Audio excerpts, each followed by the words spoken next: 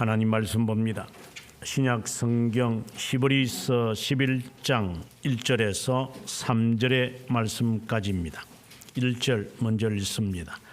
믿음은 바라는 것들의 실상이요 보이지 않는 것들의 증거니 선진들이 이로써 증거를 얻었느니라. 믿음으로 모든 세계가 하나님의 말씀으로 지어진 줄을 우리가 아나니 보이는 것은 나타난 것으로 말미암아 된 것이 아니니라. 아멘. 오늘 말씀은 읽지는 않았지만 제일 뒤에 11장 39절의 말씀을 함께 읽고 말씀을 전하고자 합니다. 이 사람들은 다 믿음으로 말미암아 증거를 받았으나 약속된 것을 받지 못하였으니. 아멘. 히브리서 11장은 대체적으로 믿음장이라고 그럽니다. 믿음에 관한 진리가 가장 잘 설명되어 있다라고 해서 믿음장, 보통 부활장이라면은 이제 고린도전서 15장을 우리가 말하고, 또 사랑장이라면은 이제 고린도전서 13장을 두곤 합니다. 그렇게 이름이 붙여질 만큼 유명하고 그 뜻이 심오하다라는 말이겠죠.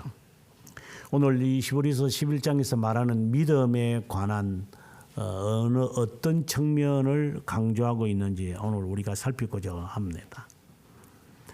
지난 주일에 제가 서론에서 오직 믿음이라는 의미가 무엇인지를 간략하게 여러분들에게 살폈는데, 이 믿음에 대한 것이 어떠한 알약이라든가 그리고 하나의 결정체라든가 이러한 것이 그냥 우리가 생각을 하면 그 믿음에 대한 개념 파악이 잘못된 겁니다. 믿음이라는 것을 하나님이 우리에게 선물로 주셔서 우리로 하여금 하나님을 수용하게 하시는구나, 이렇게 우리가 생각할 수도 있지만 그것도 잘못된 설명입니다. 여러분들이 어떻게 믿음에 관한 설교를 듣고 개념화되어 있는지 저는 상관없습니다. 어떤 상관을 하든 안 하든 오늘의 말씀처럼 믿음을 정리하고 있어야 되고, 만약에 오늘의 말씀과는 다르게 정립하고 있다면 빨리 벗어 던져야 됩니다. 그것이 여러분들의 올무가 될 것입니다. 믿음에 대한 정의를 내리려고 하는 것은 아닙니다. 오늘 말씀이 믿음을 정의 내리지 않습니다. 믿음의 성격을 말하고자 하는 겁니다. 그래서 믿음에 대해서 우리가 이야기를 하라면 많은 이야기들을 마치 감자 캐듯이 막 딸려오게 됩니다. 하지만 그것을 다 설명할 수는 없고, 오늘 본문에 해당되어지는 말씀만을 갖고 우리가 믿음에 대한 특징, 또 믿음에 대한 특성에 대하여 우리가 한번 살펴보고, 내가 이러한 믿음을 지금 내가 소유하고 살아가고 있는지 우리 스스로에게 점검해 봐야만 합니다. 믿음에 대한 자세가 잘못되어지면 어떤 사람들은 맹신하기도 하고 과신하기도 하고 미신을 취할 수 있습니다. 맹신이라는 말과 과신이라는 말에 헷갈릴 때가 많습니다. 이게 맹신 아니야, 이거? 이거는 과신 아니야? 이렇게 헷갈리는 사람들이 있습니다. 내가 하나님을 믿는 거야, 미신을 믿는 거야? 내가 지금 미신적 신앙을 갖고 있는 거 아니야? 이런 것에 대한 분명한 증거 기준이 성립되어 있지 않다 보면 우리의 삶 자체가 규범이 사라지고 맙니다. 규범이 사라지기 때문에 우리의 삶 자체가 유동적입니다. 그래서 자기 자신을 믿지 못합니다. 이 뭐야 도대체 나라는 존재가. 무슨 정체성을 모르겠어. 도대체 나라는 존재가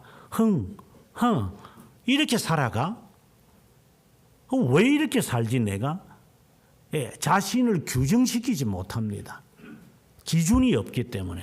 어디에 맞추어서 살아가야 할 증거 기준이 우리가 없다 보니까 정신없이 밥을 먹고 나중에 가스 활명수 먹으면 되지.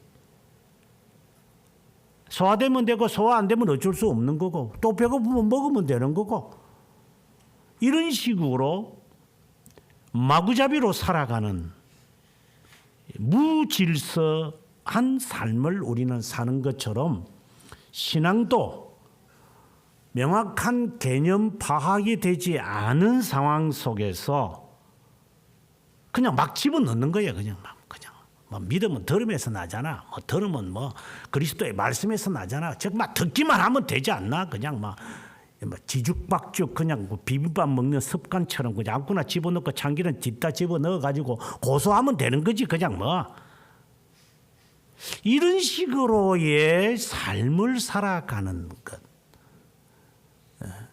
그러다 보니까 신앙생활도 뭐 살다 보면 콩나물 자라는 거 봐라. 물 지나가면은 그냥 뭐 하나라도 귓구멍에 박히겠지 뭐. 이런 식으로 신앙생활을 살아가는 사람들 너무나도 주위에서 많이 보곤 합니다. 마치 그것이 오픈 마인드인 것처럼 이것도 괜찮아 저거는 저것도 괜찮고 다 괜찮은 거지. 다 개성으로 사는 거지 뭘 그렇게 니도 못하면서 뭘 그렇게 따지고 자시고 하냐. 그냥 그렇게 살자. 그냥 폭넓게 굉장히 아량이 있는 사람인 것처럼 자기를 포장하는 사람들.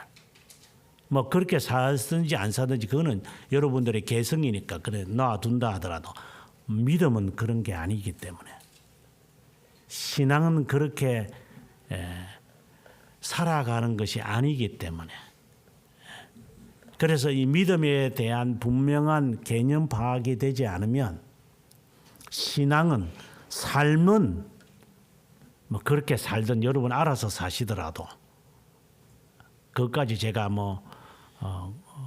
셜록 홈즈처럼 찾아다닐 수는 없고 아가사 크리스티처럼 조사할 수는 없지만 믿음만큼은 나에게 여러분들이 찾아온 이상 나를 찾아온 게 아니라 예수 그리스도를 찾았지만 찾아온 이상 이 분명하게 믿음에 대한 진단은 하나님 앞에서 제가 질타받지 않으려면 너는 입은 비뚤어지더라도 말은 바로 해야지. 네에게 양을 보내놨는데 양에게 엉뚱한 거 가르쳐서 그가 그릇된다면 그 핏값을 내가 너에게 찾는다면 그거는 내가 할 수 없으니 듣기 싫어서 어쩔 수 없는 사람은 할 수 없지만 그러나 볼떡같이 먹어도 찰떡같이 말을 해야 되니까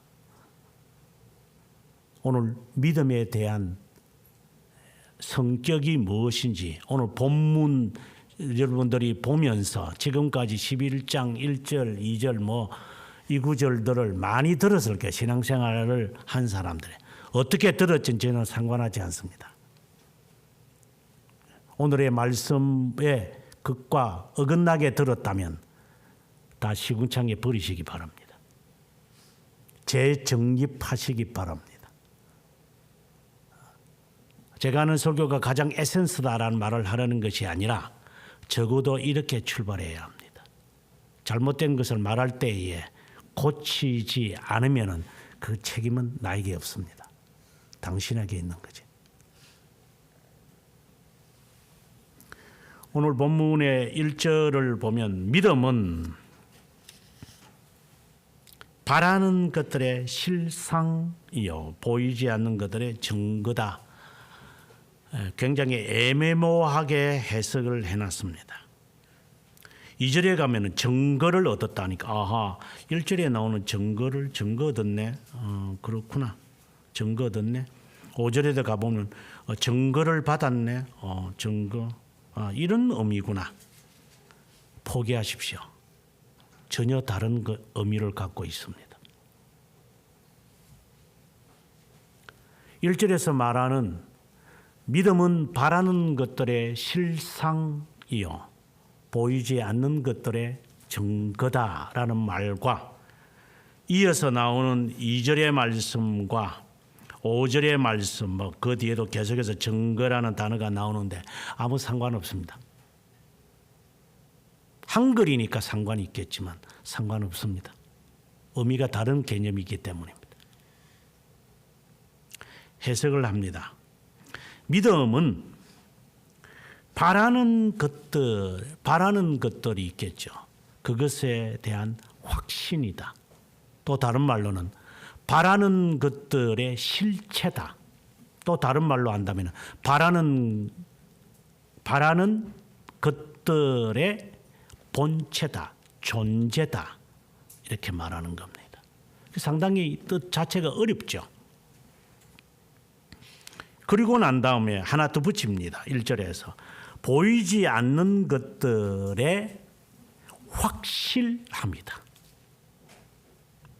보이지 않는 것들에 가장 확실한 것이다. 이래 되면 더 추상적인 개념이 되어버리죠. 그래서 설명을 이제 들어가야만 합니다. 계속해서 들어갑니다. 2절에 선진들이 이로써 증거를 얻었다. 1절의 증거와 2절의 증거는 아무 의미가 없습니다.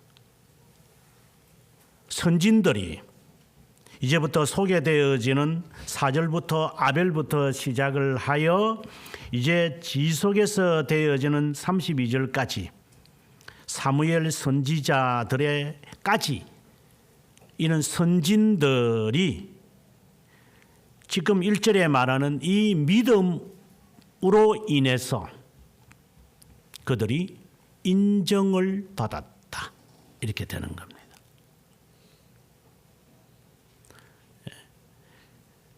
이러한 사람들이 이제부터 소개되어지는 사람들이 믿음으로써 지금 1절에 나오는 그런 믿음으로써 그들이 하나님에게서 추천을 받은 자들이다. 그래서 이제부터 그 추천된 자를 이제부터 여러분들에게 소개할 것이다. 하나님이 추천하는 자들입니다. 이런 1절에 있는 믿음으로 살아간 사람들은 하나님에게 어프루브가 되었다. 하나님이 추천하는 사람이에요. 이런 자가 신자다. 쉽게 말하면 너희들 이렇게 살아가야 된다. 하나님의 자녀라면 믿음을 따라 살아가는 사람은 이런 사람들이다. 라고 하면서 추천하는 겁니다.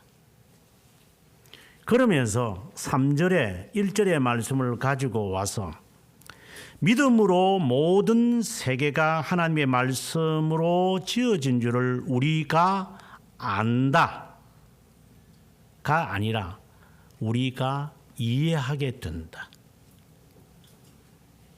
1절에 있는 그 믿음으로 모든 세계가 하나님의 말씀으로 창조된 것임을 우리가 이해한다. 그래서 이 믿음이라는 설명이 이제 전제가 되어야 된다는 그러한 것이겠죠.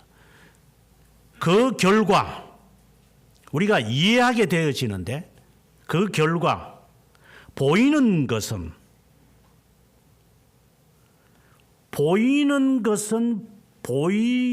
것으로 만들어진 게 아니다. 지금 눈에 우리가 보이는 것들인데 보이는 것들이 만상이 있을 터인데 이 만상 만물은 보이는 것에서 유에서 창조된 것이 아니다. 무에서 창조된 것이다. 이 말을 지금 하고자 하는 겁니다. 굉장히 심오한 말씀입니다. 그리고 이것을 아는 자들이 이제부터 어떻게 삶에서 살아갔느냐를 하나씩 소개하고 있는 겁니다. 그렇다면 1절에 있는 이 말씀을 다시 개념 파악이 되어져야만 되는 거죠. 그렇지 않으면은 지금 믿음으로서라고 하는 이 말에 대한 답이 이제 나오지를 않아요. 왜?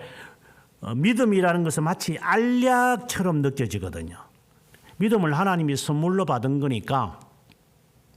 그래서 이 믿음이 있으면은 믿음의 기도는 뭐 역사하는 힘이 많아.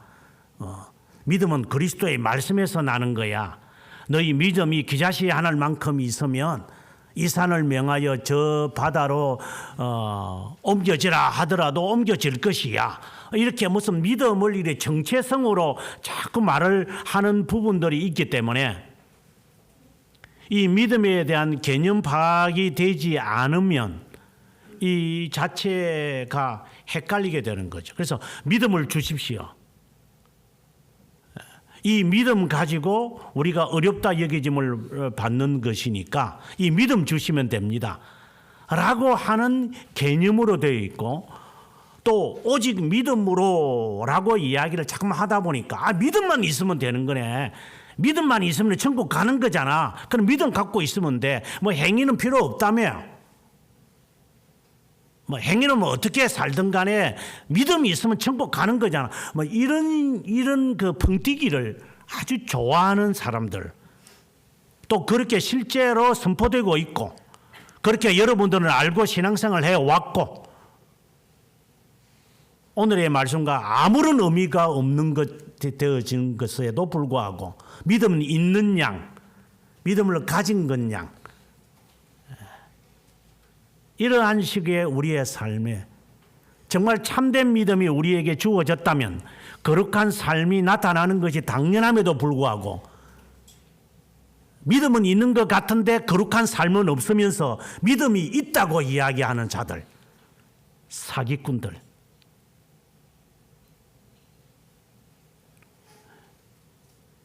그런 헛된 믿음임에도 불구하고 믿음이 있으면서 삶은 변화가 없어요.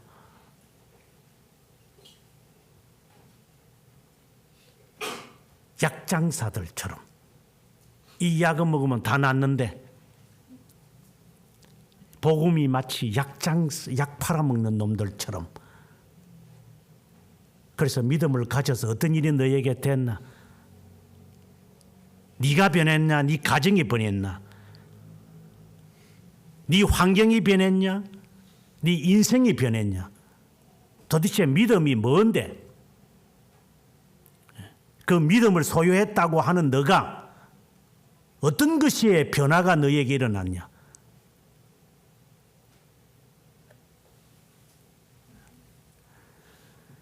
믿음이라는 이것을 지금 우리가 사도 바울이라고 히브리서 저자를 생각을 하고 합시다. 사도 바울이 이 믿음을 이야기할 때에 로마서와 갈라디아서처럼 어떤 믿음을 정의 내리려고 하질 않아요. 왜? 이미 로마서나 갈라디아에서 믿음에 대한 정의를 내린 상황이기 때문에 믿음에 대해서 또 이야기해야 될 필요가 없는 거죠. 그래서 믿음에 대한 정의를 알려면 우리는 로마서와 갈라디아서를 통하여 충분히 답을 찾아야 돼요.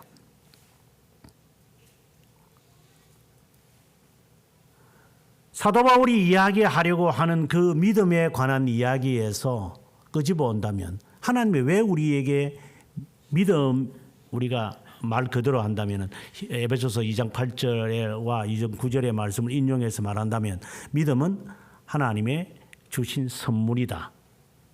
이렇게 우리가 하나님의 선물이다. 이렇게 믿음은 이렇게 이야기를 에베소서에서 하게 될 때에 그 무슨 의미인가? 믿음이라는 이 자체가 하나의 결정체와 같은 것이기에 그 믿음을 하나님이 우리에게 심어버리면 내가 거기에서부터 뿌리를 내리고 열매를 맺는 것인가? 이렇게 우리가 단순하게 생각을 할 수 있어요. 믿음이라는 것을 하나의 결정체로 생각하기 때문에. 그래서 씨앗이라고 생각을 해요. 그래서 믿음은 하나의 씨앗이 되기 때문에 거기에 말씀이 뿌려지면, 말씀이 제공되어지면 믿음은 이제 자라난다. 상당히 합리적인 말이죠. 그래 맞다. 그래서 우리가 말씀 배워야 되겠는구나.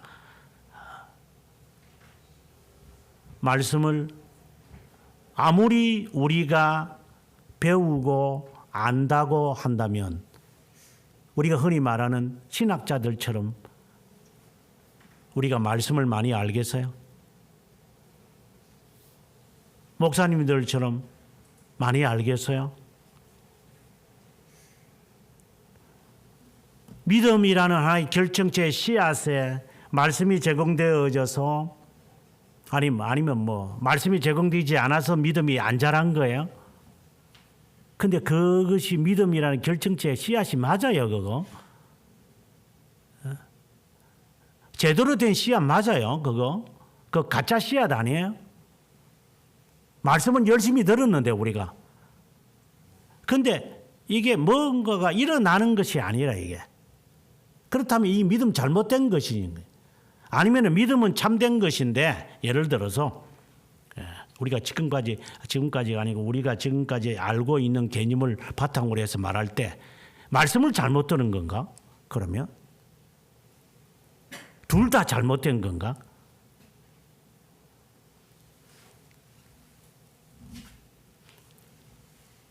하나님이 선물이라고 말할 때 하나님의 선물이다.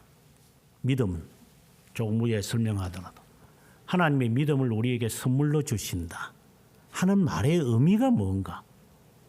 사랑하는 자에게, 선택된 자에게 하나님이 주시는 것이다. 그 말에는 그 틀린 바가 없는 것처럼 말해. 그러나 틀린 말이죠. 하나님의 선물이라고 하는 것은 인간이 그것을 알아차리는 것이 아니에요. 크리스마스 날 니콜라이가 사람들에게 와서 선물을 줄 때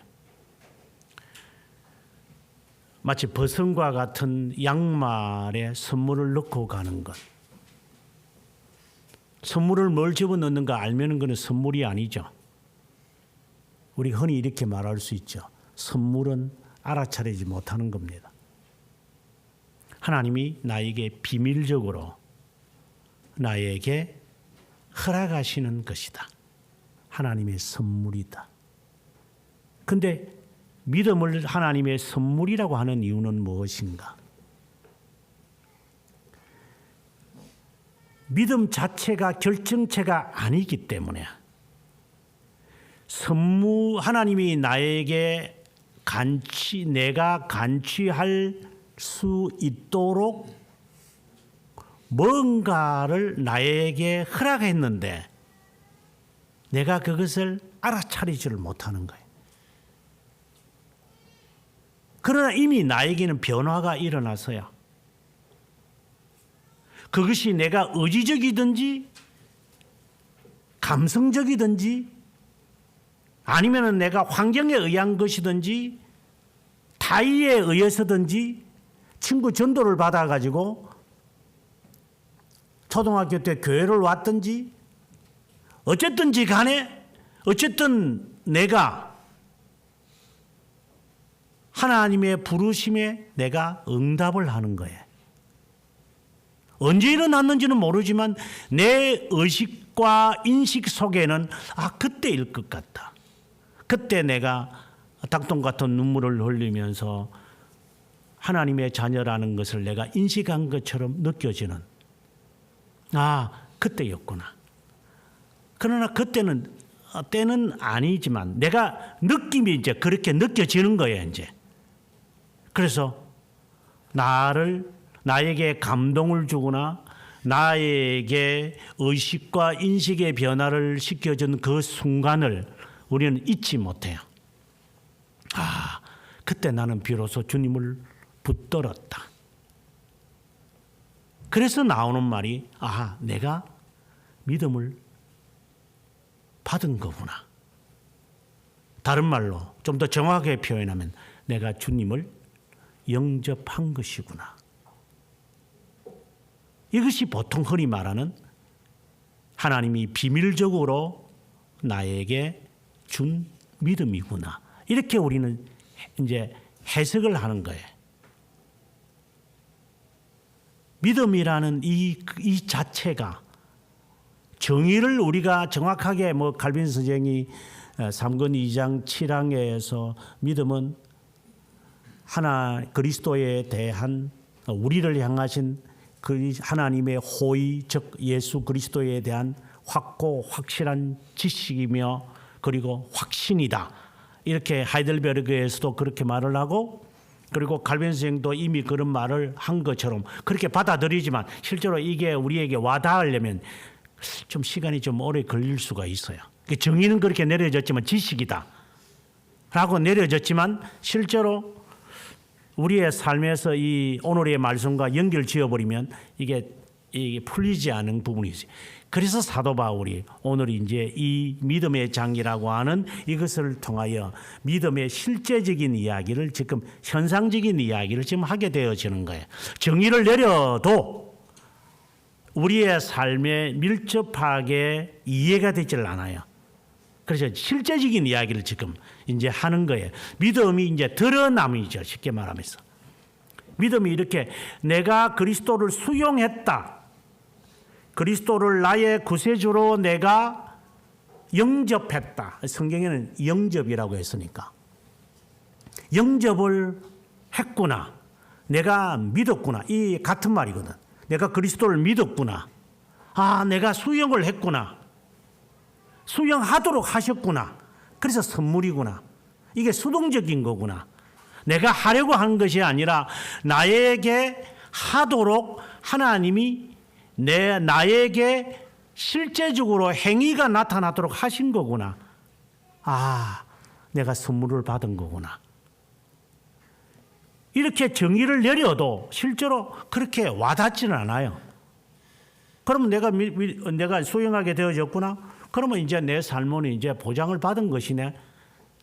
이렇게 되버릴 수 있는 상황들이기 때문에 이 믿음에 대한 이야기를 1절에 끝나면은 2절, 3절, 4절에까지 가서 오늘 성경 구절을 말하는 게 아니라 믿음의 1절, 2절 단계에 가서 이제 이것에 대한 해결점이 나오질 않아요. 그래서 지금부터 이제 사도 바울은 믿음의 즉 그리스도 예수님을 나의 구세주로 너가 영접을 하게 되어진 행위가 나에게 일어났다면 이제 실제의 삶에서 어떻게 이것이 드러나는지 이제 설명을 하기 시작하는 거예요. 그게 1절에 가서 하는 이야기. 믿음이라는 것은 너가 지금 수용을 했다라고 하는 행위를 나타내었는데 그것이 이것인지 한번 견주어 봐야만 한다. 믿음을 속이는 게 많기 때문에. 그러면서 바라는 너가 수용을 했다라고 하는 것은 바라는 것들이 있을 거다. 그래서 그리스도를 나의 구세주로 영접을 했다면 바라는 것이 생겨나요. 바라는 게. 그게 소망이라고 보통 우리가 말을 해요. 그래서 칼빈 선생도 3권 2장 믿음에 대한 설명을 하면서 제일 마지막 부분에 가서 믿음과 소망의 관계는 마치 수레바퀴 두 바퀴와 같아. 소망이 가는 만큼 믿음도 가고 믿음도 가는 만큼 소망이 간다. 이건 뗄 수 없는 관계다. 이 이야기를 지금 하시는 것도 오늘의 1절에 있는 이 말씀을 좀 두고 하는 이야기죠. 바란다는 것들이 우리에게 막 일어나요. 끊임없이. 이것이 너가 하나님의 선물로 너가 수용했다는 것이다. 아, 나에게 새로운 꿈이 생기는구나. 쉽게 말한다면 그리스도를 영접하고 나니 눈이 밝아지는구나. 새로운 세계가 보이는구나. 이런 신세계가 바뀌어지는구나. 좋지 못한 개념들이 하도 많아서 좀 그렇습니다만은 새로운 세계관이 형성되어지는구나. 거기에서 내가 기대하는 것이 있구나. 내가 그리스도 안에서 기대하는 것들이 있다라고 한다는 그 자체가 내가 하나님의 선물을 받았다는 것이구나. 그러면 우리 스스로에게 질문을 던져야 돼요. 나는 예수 그리스도를 믿음으로 어떤 새로운 것에 대한 소망이 생겼느냐. 소망이라는 것은 뭐 부모가 가르쳐 주는 거나 뭐 선생이 가르쳐 주는 거나 친구가 가르쳐 주는 거나 연속극이 가르쳐 주는 거나 이런 것에서 내가 가지게 되어진 소망인가? 그것이 내가 하나님의 선물을 받아 그리스도를 나의 구세주로 수용한 영접한 그것의 결과로 나타난 것인가? 그건 아닌 거예요. 그래서 제가 여러분들에게 늘 강조하는 게 새로운 꿈을 가져라. 그리스도 안에서. 다른 세상을 살아야만 하는 거다. 예수 그리스도를 믿고 난 다음에 내가 어떤 꿈을 삶을 포기하라는 게 아니라 절을 가라는 게 아니라 집에서 뛰쳐나오라는 게 아니라 어떤 소망을 내가 갖고 있느냐는 거예요. 그것에 대해 그것이 존재하고 있느냐. 나는 그리스도 안에서 나는 소망을 갖고 있어요. 그 소망이 너희에게 존재하고 있느냐. 여기서 실상이라는 것은 존재를 말하는 거거든. 그것이 과연 너희에게 있느냐. 또 다른 말로는 사실이냐. 그것이. 이건 아주 진지한 질문이에요. 그리스도 안에서 어떤 꿈을 여러분들은 갖고 있는 거예요? 아니면 하나님 제가 이런 꿈을 갖고 있으니까 도와주세요. 그냥 들어주세요. 이루어주세요. 그런 식의 신앙생활을 만약에 했다면 그건 절에 가세요. 불공 드리세요. 불공.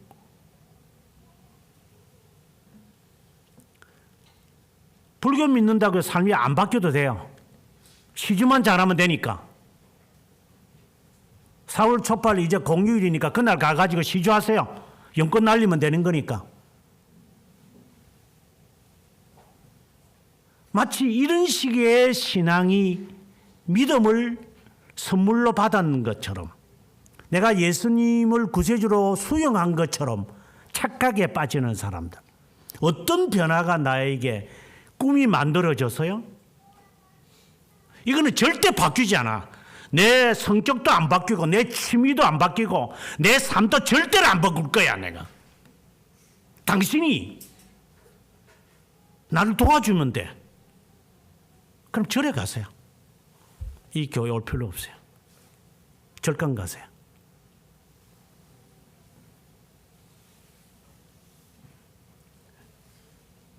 그런 신앙생활을 추구한다면 여러분은 지금까지 잘못한 사람들이야.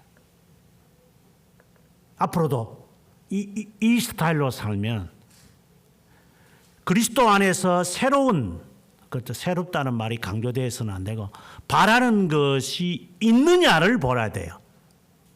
무엇이 있느냐, 무엇을 바라고 있느냐를 여러분들이 스스로 가지고 있느냐를 보셔야 돼요. 그러면 그것이 하나님이 주신 선물을 여러분은 소유하고 있는 거예요. 나는 그리스도 안에서 바라는 게 없다. 이거 막 그냥 하나님 그냥 도와주면 좋고 안 도와주면 많은 거지. 내 나이가 80인데 뭘 하나님 그렇다고 망상을 하라는 게 아니에요. 그렇다고 허상을 꿈꾸라는 게 아니에요. 그렇다고 해서 가상적으로 살라는 게 아니에요. 그래서 그 다음에 1절에 덧붙이고 있는 거예요. 보이지 않는 것들에 대한 확실합니다. 당신이 바라는 것이 이생뿐이라면 내 꿈이 잘 이루어지고 그리스도 안에서 내가 새로운 꿈을 가졌다. 예수 믿고 나니까 내가 새로운 비전이 생겼다. 그렇게 착각할까 봐. 예수를 믿고 나니 내 삶에 꿈이 웃음이 막 생겨난다. 마치 사랑을 하면 예뻐지는 것처럼. 내가 잘 보이기 위해서 내 삶을 한번 바꿔볼까 이제? 내가 이제 결혼을 했으니까 내가 이제 엄마답게 한번 살아볼까?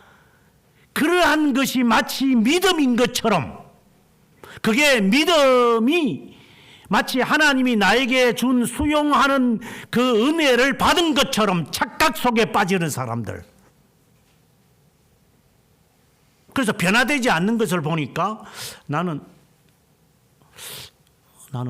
불신자인가? 유기는자인가? 바라라고 하니까 자기가 꿈꿔오는 것을 포기하고 새로운 것을 가져라. 마치 하나님이 좀 신앙생활 조금 하면 그러잖아요. 아줌마들도 그렇고 아저씨들도 그렇고 내가 어릴 때 말이야 선생님들이 목사님들이 말이야 너 목사다라고 했는데 일이 꼬이는 거 보니까 내가 하나님이 나를 목회자로 부르시는 거네. 이런 착각 속에 빠지는 이런 돈키호테들.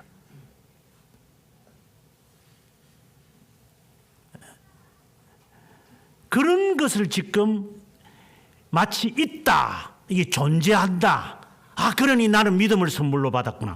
이렇게 착각할까 봐서 이제 사도 바울은 하나 더 붙이는 거예요. 보이지 않는 것들의 증거다. 여기서 증거라는 말을 제가 확실하다는 말은, 우리가 NIV 성경에 보면 참 잘 대조하고 있는데, NIV 성경에서는 앞에는 실상이다라는 것을 sure라고 했고 뒤에 증거다라고 하는 것을 certain이라고 했어요.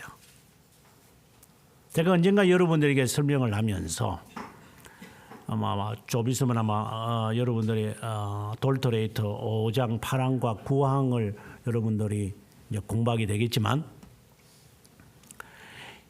8항의 제목이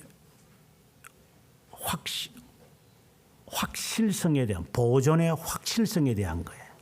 그리고 9항의 내용은 보존의 확신을 말하는 거예요. 그때 제가 설명을 하면서 확실하다는 것, 내가 하나님이 나를 보호하신다, 이것을 내가 확실하다라고 하는 말을 쓸 때, 영어에서는 certain이란 단어를 쓸 때는 보는 것을 바라보며 가지진 것을 보고 확실하다라고 말을 안 해요. 그 certain이라는 단어를 안 쓴다 이 말입니다. 예를 들어서 너 문단속 잘했어? 예. Are you sure? 영어에서 그거예요. 너 분명해 너 그거 확실해? 맞아요. 2번 당겨봤어요. 오케이.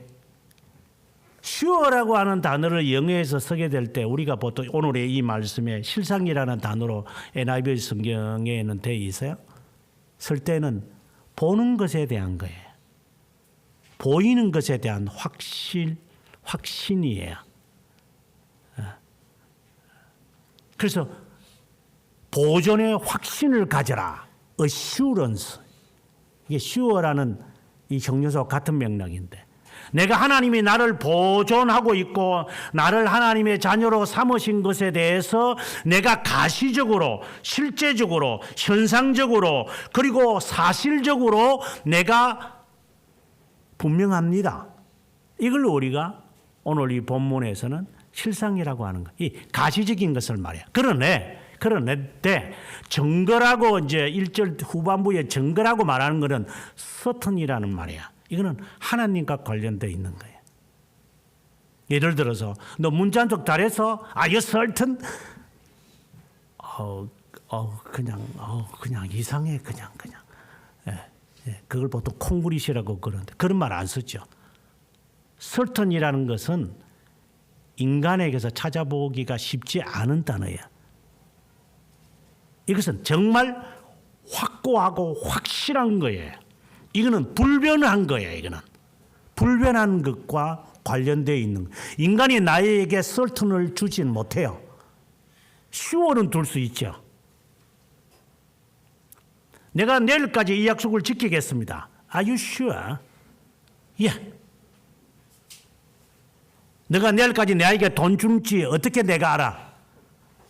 나를 make sure, 나를 한번 확진시켜봐.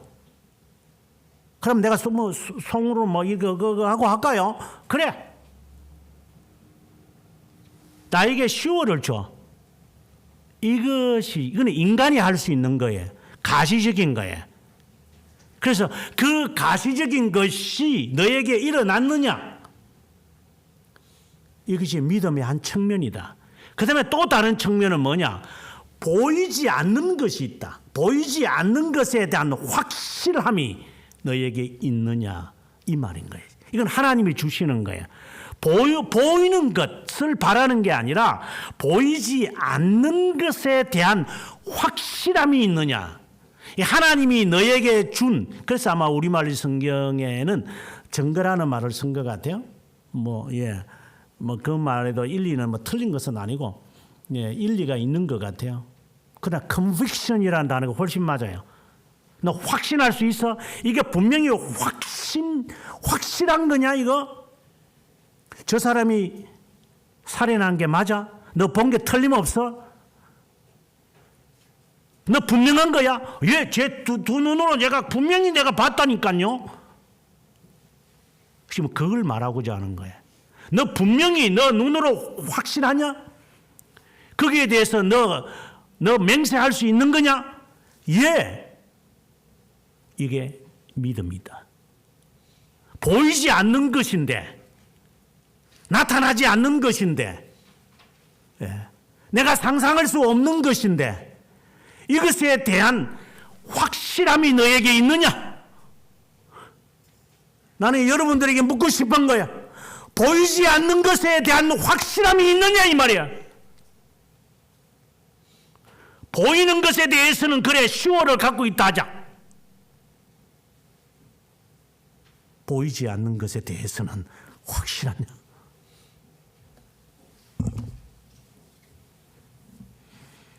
만약에 그것이 확실함이 없다면 나의 믿음은 헛된 믿음입니다. 아니, 확실함이 없기 때문에, 보이지 않는 것에 대한 확실함이 없기 때문에 우리의 삶이 이렇게 지저분할지도 모르겠죠. 변화가 안 일어났겠지.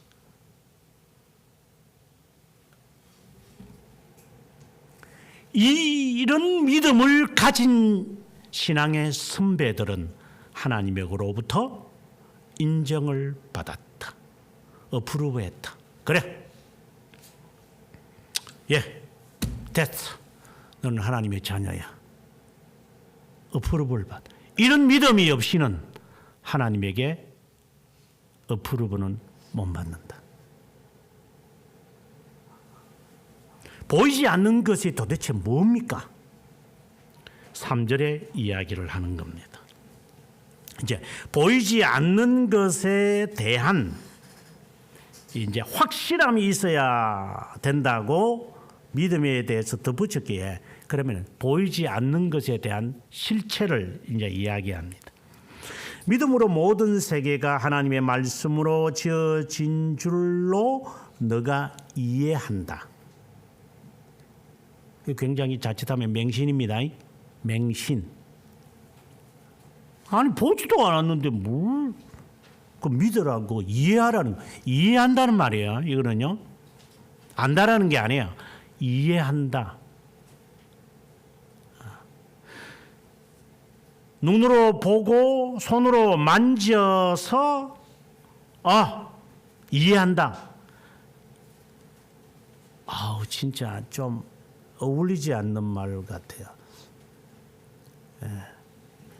만약에 제가 설교하면서 선글라스를 끼고 여러분에게 설교한다고 합시다.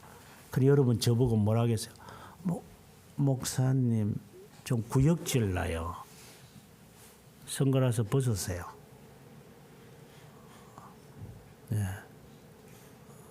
제가 흉내 낸다고 막 여기에 그 호날두처럼 머리카락을 이렇게 쫙 세우고 젊은이들 속에 살아야 되겠다 이러면서 제가 설교한다면 여러분 저보고 뭐라 하겠어요? 목사님 미쳤어요? 그러겠죠. 안 어울리는 말이에요. 방금 제가 했던 말이.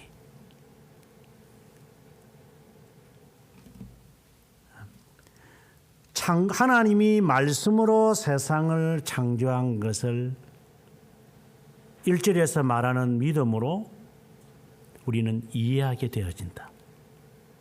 이해한다는 말이 상당히 추상적인 말인데, 그럼 이해한다면 그 다음에 말이 이제 또 첨가되어져.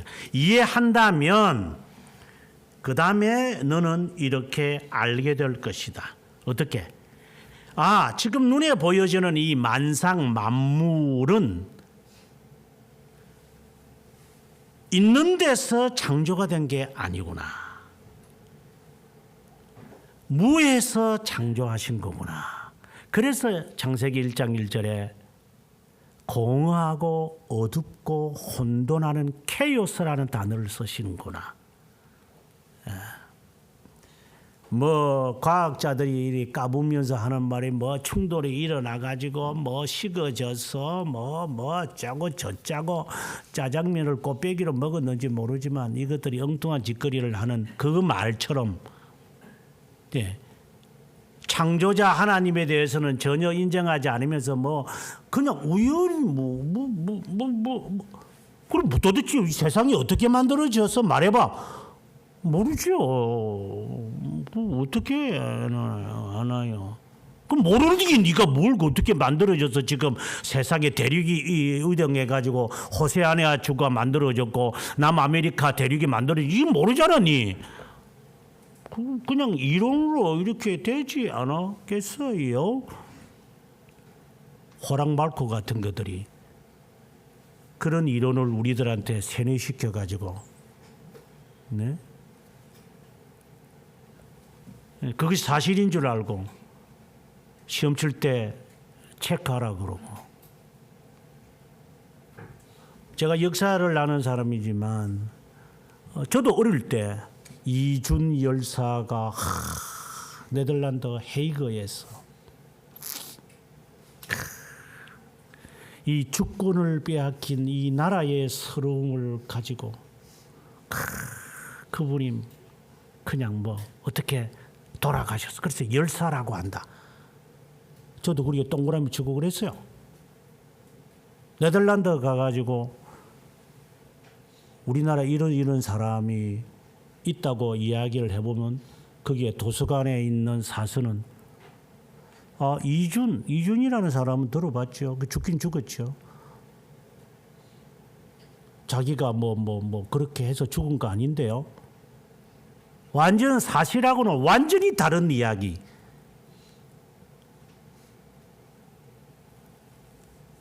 거짓말로 역사를 꾸며가지고 국정교과서에 우리로 하여금 세뇌시킨 것처럼 전염병 걸려가지고 수술을 받았던가 애가 잘못해가지고 죽은 거지. 무슨 열사는 열사야 무슨. 열병이 걸려 죽었나? 이 외에도 수많은 역사적 왜곡을 우리는 세뇌당하면서 살아가고 있잖아요. 얼마나 더 속아야 되는지 모르겠어요.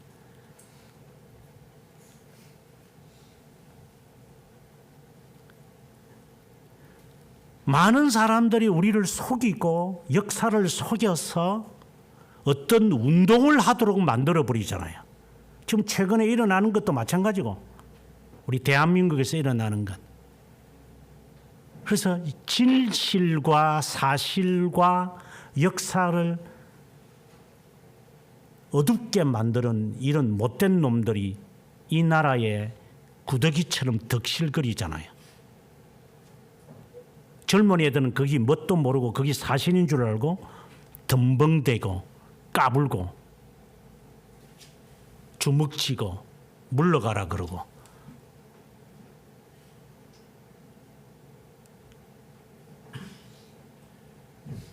정말 분노와 분통이 일어나는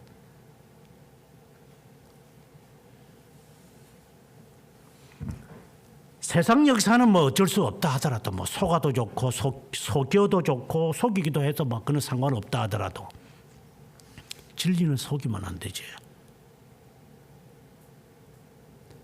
무에서 유를 창조하신 그 하나님, 여러분의 마음속에 확신이 아직 안 들지요?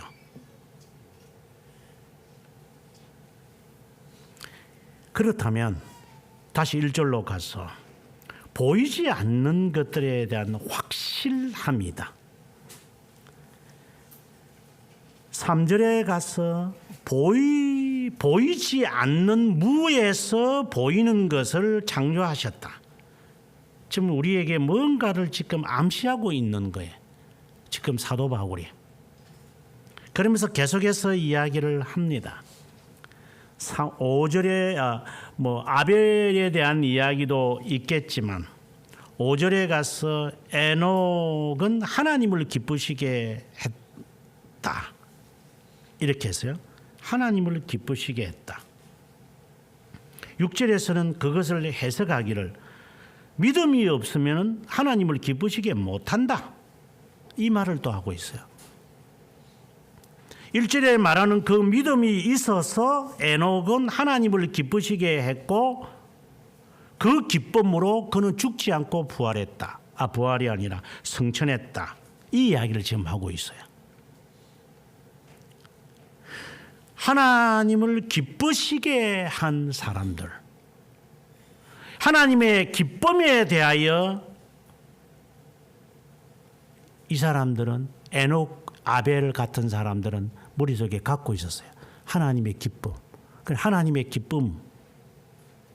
그 다음에 계속해서 6절에 보면은 또한 그가 자기를 찾는 자에게 상주신이심을 믿어야 한다.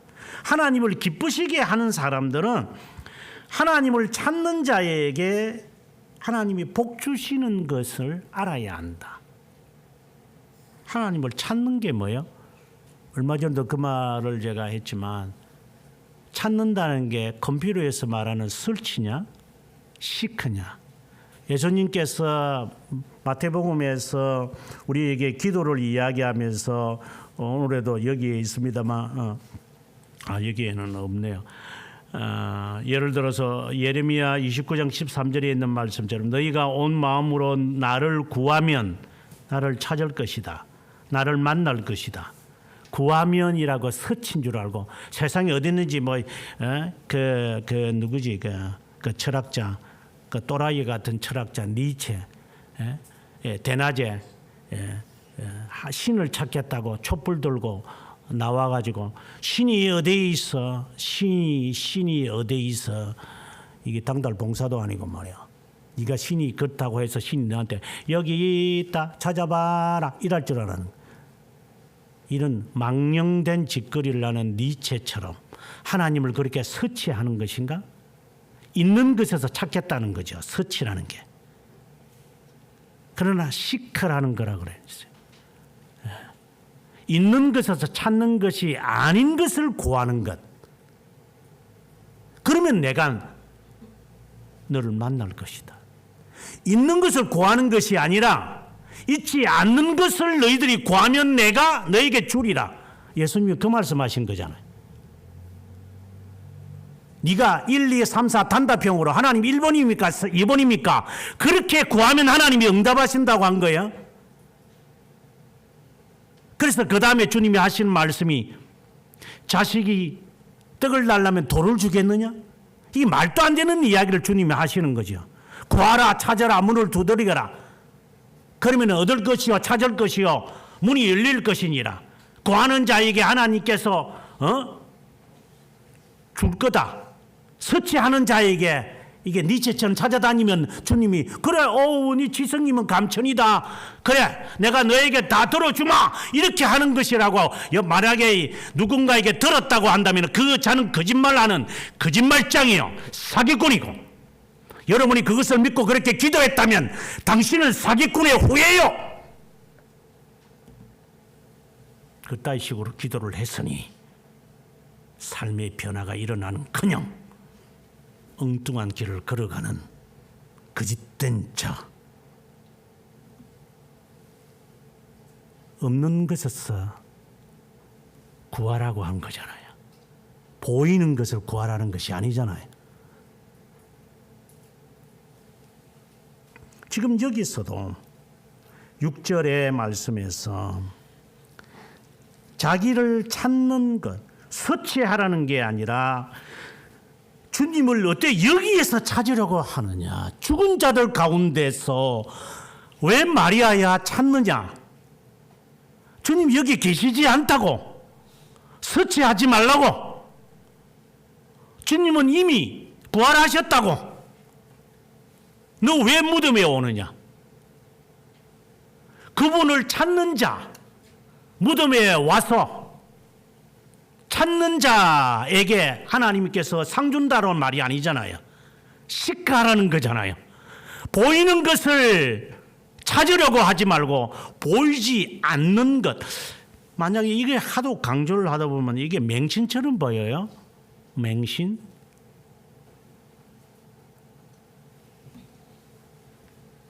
그럼 맹신하고 지금 확신하고 차이가 뭐죠? 맹신, 과신, 확신, 어떤 차이들이 있는 거예요? 거기서 말하는 신이라는 개념이 뭐예요? 컨피던스예요. 감성적이에요. 근데 내가 봤다, 내가 들었다, 내가 했다, 뭐 이런 거예요. 그런 식으로 지금 제가 여러분들에게 보이지 않는 것에 대한 확실성이 있느냐 이렇게 말하는 걸까요? 보이지 않는 것이라는 말이 그 말을 제가 지금 하는 거예요. 보이지 않는 것을 보는 것처럼 환상을 보고 입신해가지고 하나님 저를 이렇게 만들어 주실 겁니까? 저를 이런 사람으로 만드십니까? 주여 저의 미래가 이런 겁니까? 할렐루야 아멘 아멘 할렐루야 이렇게 하라는 겁니까? 이 사기꾼들이 거기에 여러분들이 거기에 멜로디 했습니까? 그는 맹신을 지금 제가 지금 강조하려고 하고 있는 겁니까? 보이지 않는 것이라는 말이 그는 헛된 것을, 헛된 것을, 상상하는 것을, 지가 가상으로 만들어낸 것을, 그걸 확실하다고 믿으라는 겁니까? 여의도에 있는 사람들은 그렇게 하려는지 모르겠지만 여기서 보이지 않는 것,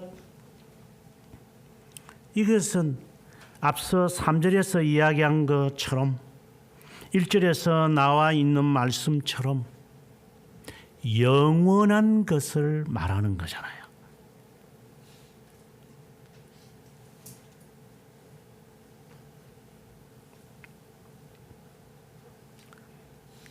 여기 보이지 않는 것에 대한 확실함이다라는 개념이 영원한 것이라는 개념으로 바꾼다면 이제 오늘 본문은 이제 숨겨져 있는 답은 다 찾은 겁니다.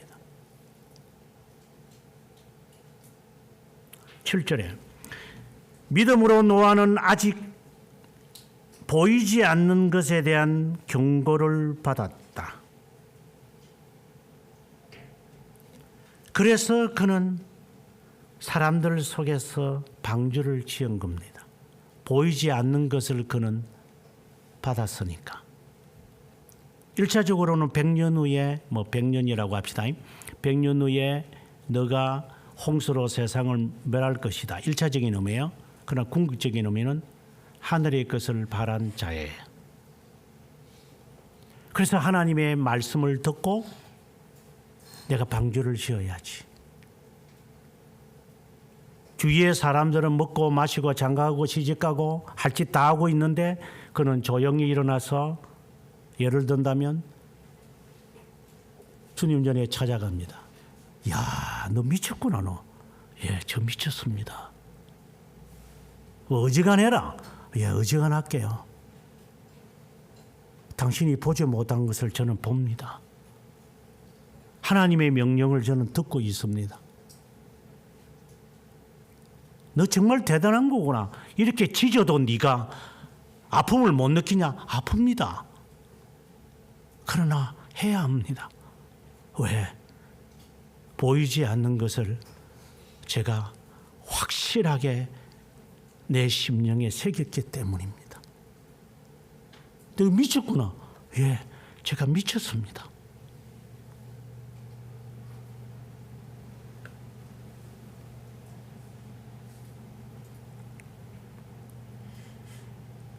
팔 절에 아브라함은 순종하여 장래의 유업으로 받을 땅으로 나아가 갈 바를 알지 못했다. 순종으로 나타난 사람, 보이지 않는 하나님이 무에서 유를 창조하신 그 영원한 하나님이 아브라함아 너 권력을 친척을 떠나 이 장소 떠나라. 예,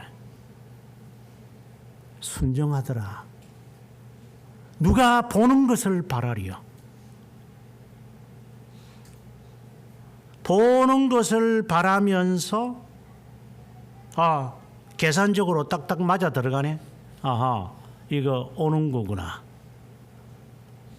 그렇다면 그는 맹신을 말하려고 하는 것이 아니라 그거는 자기 확신이잖아요.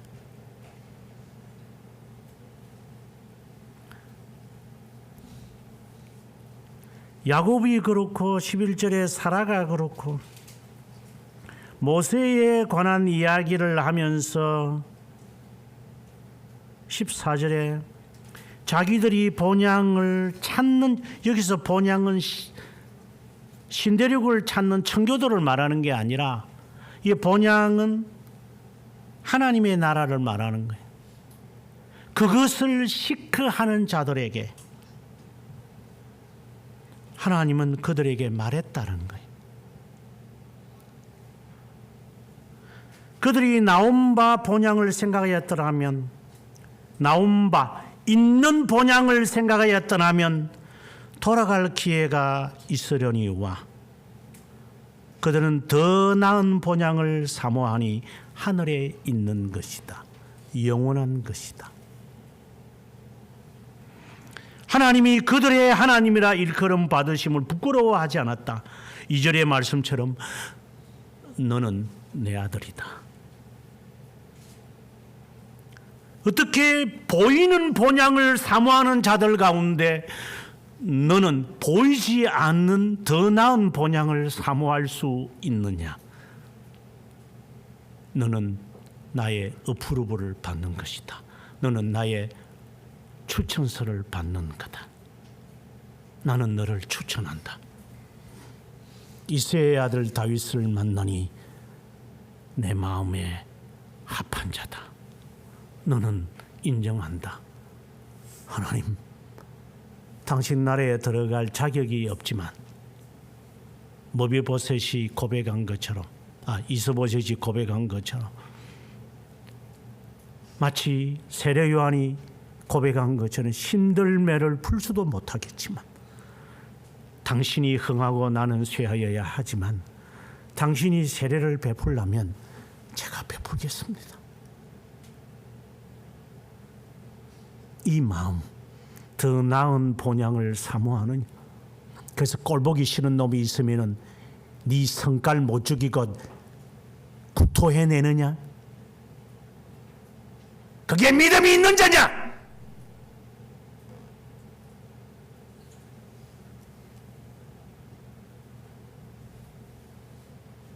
그래서 내 성깔에 못 이겨서 토해낼까? 그게 본향을 사모하는 자들인가?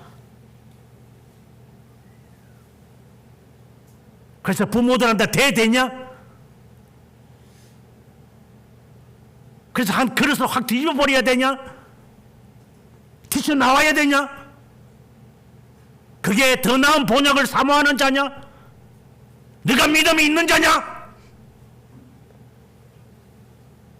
믿음 있는 채 하는 거냐? 하나님에게 인정을 받은 자냐? 네 자신에게 인정이 되겠지. 나를 기분 나쁘게 했으니까 나한테 갚아주마. 너는 내 눈에 눈물 나게 했으니까 네 눈에는 내가 피눈물 나게 하겠다. 너는 네 자신에게는 어프로버가 되겠지. 하나님에게는 나리로 절대로. 그래서 너는 너 삶이 안 바뀌는 거다. 믿음이 없는 자이기 때문에. 하늘에 있는 것을 바라는 자냐, 영원한 것을. 이삭이 30대가 됐는데도 100살이 넘은 할아버지가 자기를 죽이려고 할 때 순수하게 예를 들어서 제 형제 같은 경우를 하나님께 드린다고 해서 칼 빼가지고 줄 매가지고 뒷짐지고 재영이가 제 아들이라고 생각을 했을 때 하나님이 너 죽이라고 번제한다고 한다. 그럼 재영 형제가 저한테 예 목사님 하세요. 그럴 것 같습니까? 왜 내가 그러는데? 이게 노망이 들었지. 이게 미쳤나 이게. 지 아들 죽이려고 그래. 이게 미치지 않았으면 그게 가능하겠어요? 내 인생인데 당신이 뭔데 내 인생을 좌지우지해? 목사님이 뭔데 내 인생을 좌지우지하는 거요? 제가 항상 옳다라는 말을 하려는 게 아니라 내가 왜 목사의 말 들어야 돼요?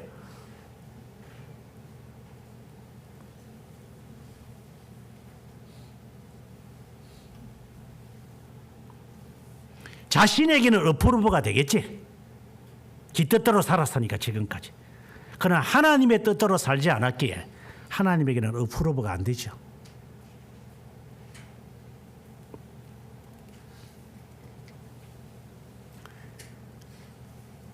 모세의 경우도 있고 그 이후에 라합의 경우, 삼손, 입다, 다윗, 사무엘 선지자들의 이야기들이 있지만 다 같은 성격. 그들은 보이지 않는 영원한 것에 대한 확실함이, 다른 말로 한다면 구원에 대해 그는 분명한 확실성을 갖고 있어요. 이게 믿음이다. 네가 결정하지 마라.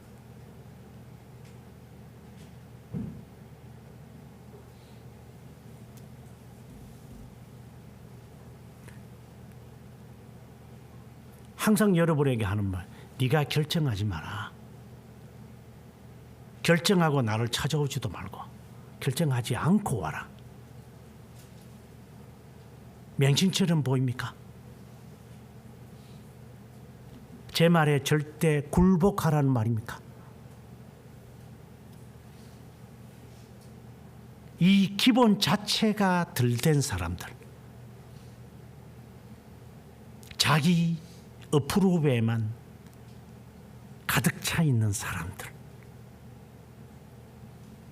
더 나은 번향에 대해서는 전혀 개념이 없는, 바라는 것은 있겠지. 그 쉬워하는 거니까. 그러나 서든티는 갖고 있느냐 안 될까? 하나님이 나의 미래에 대해서 우리가 영원한 것도 바랄 수도 있지만 아직까지 내가 가보지 않은 세상,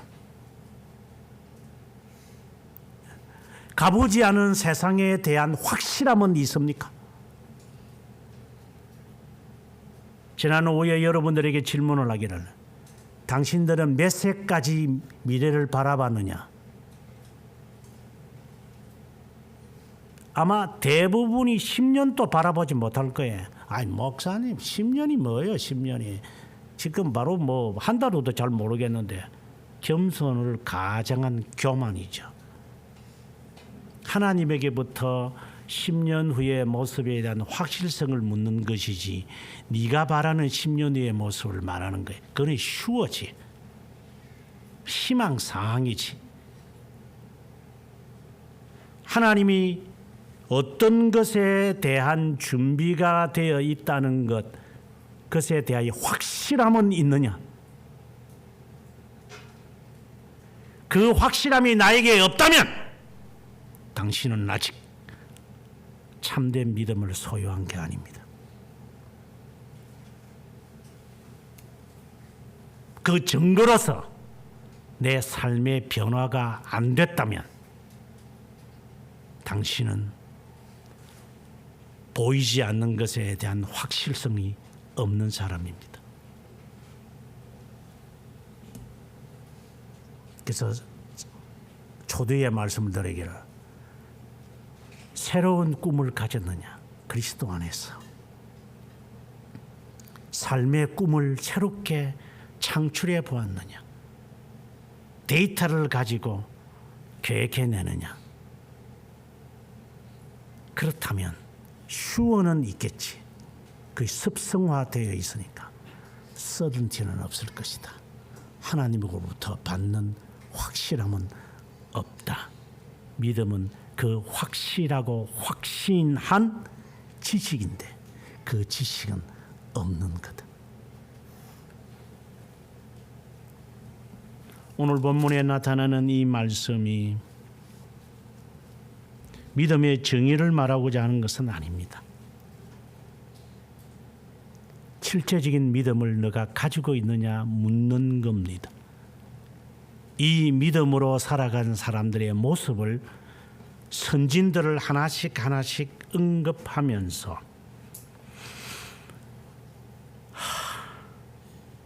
하나님에게 인정을 받은 자들이다. 어떤 자들은 이렇게 말을 하면 하나님에게 인정받으면 됐고 사람한테 무슨 소용이 또 있다 소리만 하고 있어요. 맹종하는 자들. 맹종과 순종의 차이, 맹신과 확신의 차이는 배움에 있다고 여러분에게 말했어요. 이것이 과연 하나님께로부터 왔는지 배우지 않고는 우리가 어떻게 알 수 있어요? 앞서도 쓸데없는 이야기였지만 역사를 왜곡시키는데 어떻게 알아요? 온통 역사를 속이는 놈들이잖아요. 정치꾼들이. 그들이 하는 말을 100마디를 하면 한마디도 알아듣겠어요? 1000마디 하면 한마디가 진실일까요? 10,000마디 하면 한마디도 진실할까요? 거짓말만 하는 놈들, 정치하는 놈들, 탄핵했다고 좋아하고 날뛰는 놈들, 한번 사실을 한번 까디비 볼까요?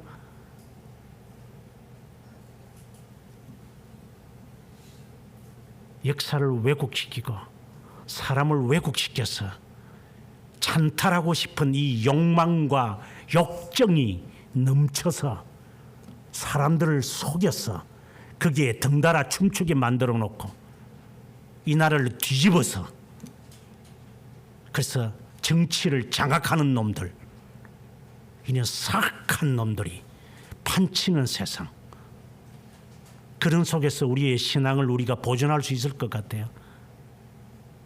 얼마나 배워야 될 것 같아요. 진리는 또 얼마나 속일 것 같아요. 세상을 이렇게 속인다면 여러분들이 학교에서 배우는 역사를 과연 믿을 수 있어요? 저는 역사를 배운 자로서 저는 믿지 않습니다.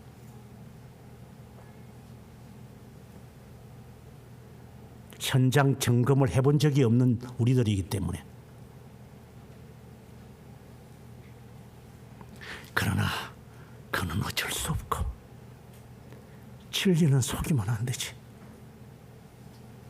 보이지 않는 것에 대한 확실함은 있는지 스스로를 점검하세요. 거기에 따른 확실함을 알려고 맹신이 되지 않으려고 끊임없이 배우십시오. 저를 짜증나게 할 정도로 배우십시오.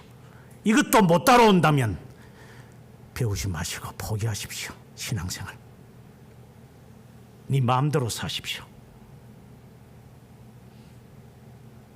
그리고 나는 내 핏값을 제가 찾아갈 겁니다.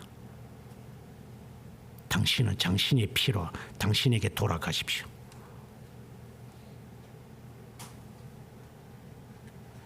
이 말씀은 진실한 것이고 진리입니다.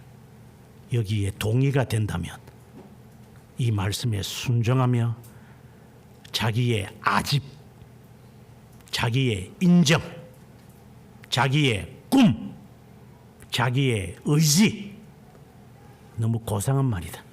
고집 내려놓고 주님의 겸손을 배우면 주님 안에서 바라는 것, 주님이 보이지 않는 것에 대한 확실함이 우리에게 주어지고 그것에 따라 살아가는 삶의 변화, 그것으로 신앙의 선배들은 살았고 우리도 살아갈 겁니다.